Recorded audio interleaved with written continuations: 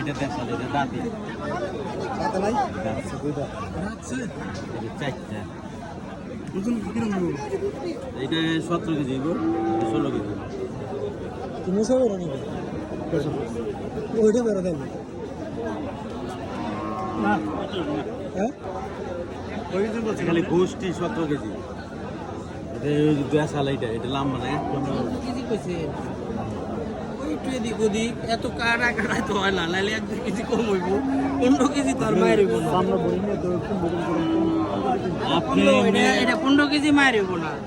এটা আস্তে ওজন দিল না 27-28 কেজি এটা হে 17 কইবো আমি মেনে নিম না আমার যেটা খাটলো আমি কইলাম কি ভাই ঠিক আছে আমার এরকম 15 কেজি 15.5 এটা কেজি কত কইয়া দিছেন